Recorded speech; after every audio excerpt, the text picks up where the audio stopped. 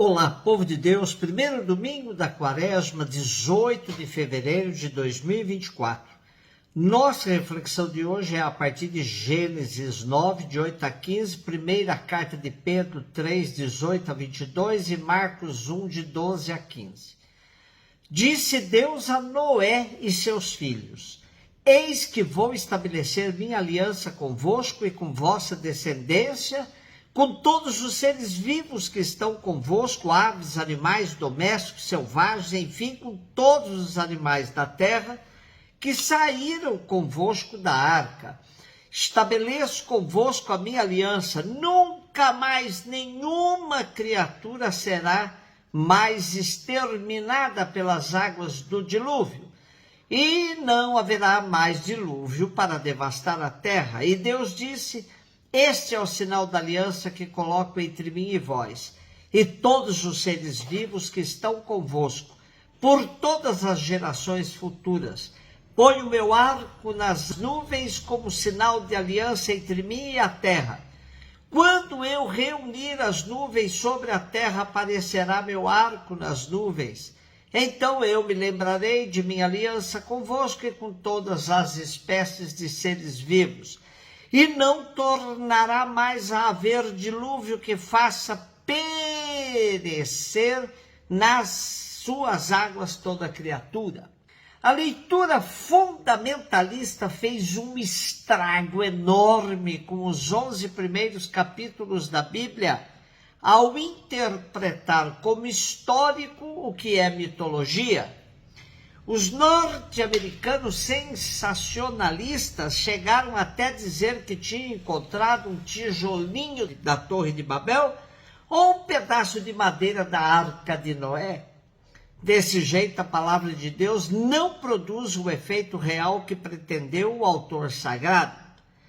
Bastava comparar com outras culturas para perceber que não são textos históricos, mas sim relatos de mitos e lendas, já presentes no Crescente Fértil, mais propriamente na Mesopotâmia.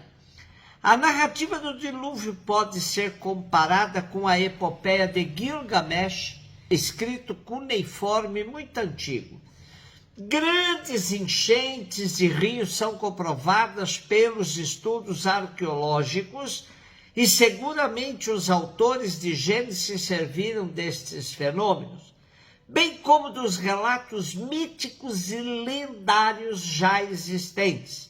Mas, para mostrar a presença atuante de Javé na história da humanidade, essas enchentes eram localizadas, mas com o mito ela cresce e se torna uma catástrofe de alcance universal. Hoje nosso texto já é pós-dilúvio. Noé e sua família já desceram da arca. Parou de chover, terra firme agora. É momento de fazer um culto de ação de graças a Javé, por haver manifestado sua misericórdia com esse justo e sua família.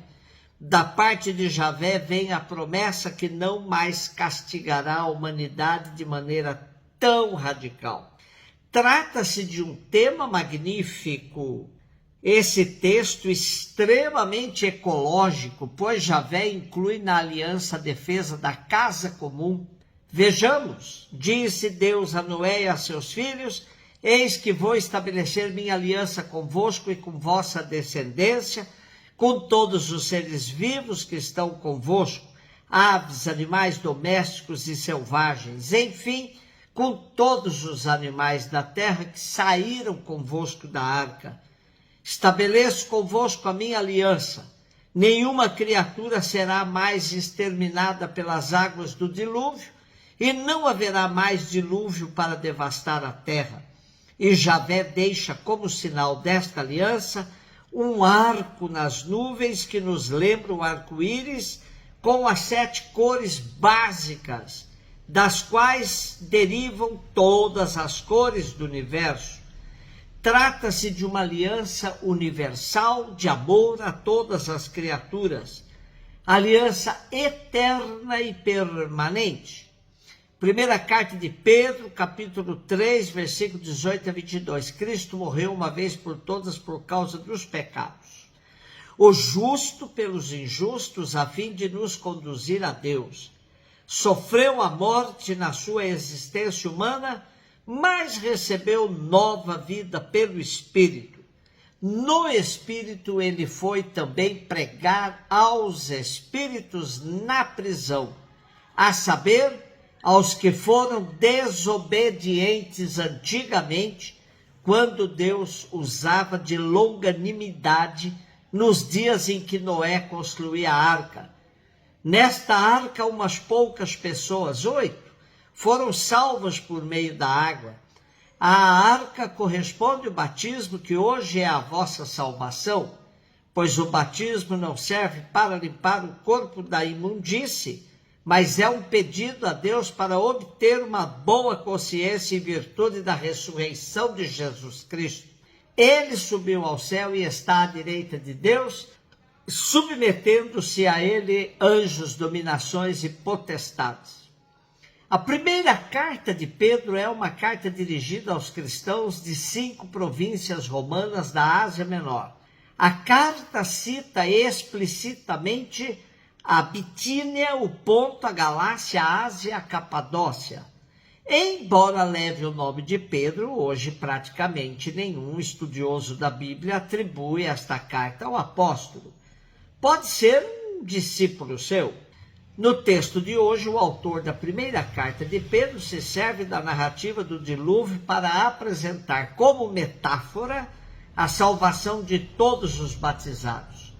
Assim como Noé e sua família foram salvos das águas, os cristãos, pelo batismo, passam pelas águas e renascem para uma vida nova.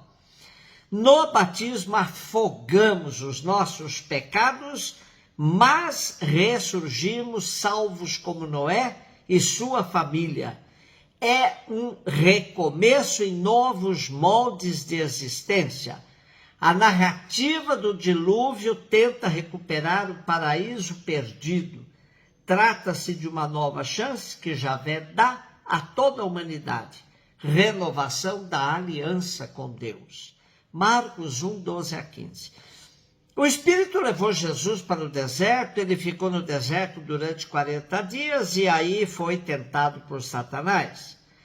Vivia entre os animais selvagens e os anjos o serviam. Depois que João Batista foi preso, Jesus foi para Galiléia pregando o evangelho de Deus e dizendo: o tempo já se completou e o reino de Deus está próximo. Convertei-vos e crede no evangelho.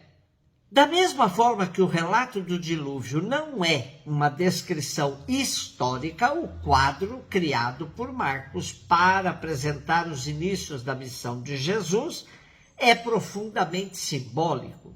Deserto, 40 dias, Satanás, companhia de animais selvagens, anjos servindo a Jesus.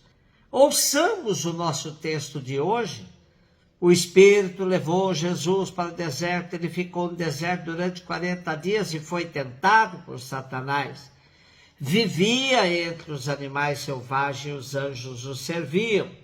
Depois que João Batista foi preso, Jesus foi para a Galiléia pregando o evangelho de Deus e dizendo: o tempo já se completou e o reino de Deus está próximo.